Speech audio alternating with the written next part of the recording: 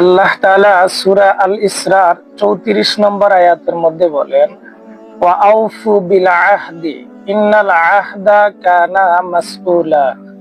তোমরা অঙ্গীকার পূর্ণ করো, নিশ্চয়ই তোমাদেরকে অঙ্গীকার সম্পর্কে জিজ্ঞাসাবাদ করা হবে। অঙ্গীকার দুই প্রকার, এক হক্কুল্লাহ, দুই হক্কুল ইবাদ।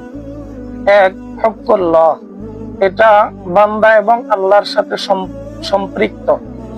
বান্দা, আল্লাহ তাআলা বান্দাদেরকে জিজ্ঞাসা করেছেন, আলাস্তু বিরাব্বিকুম, আমি কি তোমাদের রব নই? তখন সবাই সমস্বরে রূহ জগতে একসাথে বলেছি, বালা, হ্যাঁ, আপনি আমাদের রব, আপনি আমাদের সব। এই রবের দুনিয়াতে আসার পরে রবের সবকিছু হচ্ছে ইবাদতের সাথে সম্পর্কযুক্ত। ইবাদত করবেন, রবের রুবুবিয়ত প্রমাণ হবে। দুই নাম্বার হক্কুল ইবাদ।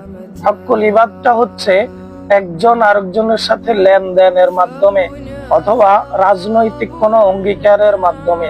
আমি যদি রাজনৈতিক কোনো অঙ্গীকার করি, সেই অঙ্গীকারটা দেখতে হবে ইসলামের পক্ষে নাকি ইসলামের বিপক্ষে।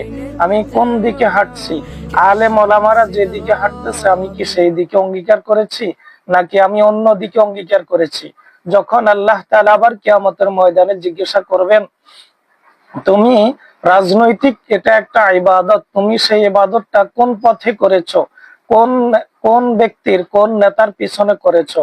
তখন আমি যদি উত্তরটা, যদি আলেমদের সাথে না থেকে যদি উত্তরটা অন্যদিকে দেই, তাহলে আমার কি অবস্থা হবে, সেটাই আমাদেরকে বিবেচ্য বিষয়ে। আল্লাহ তাআলা আমাদের সকলকে ইসলামের পক্ষে থাকার তৌফিক দান করুন।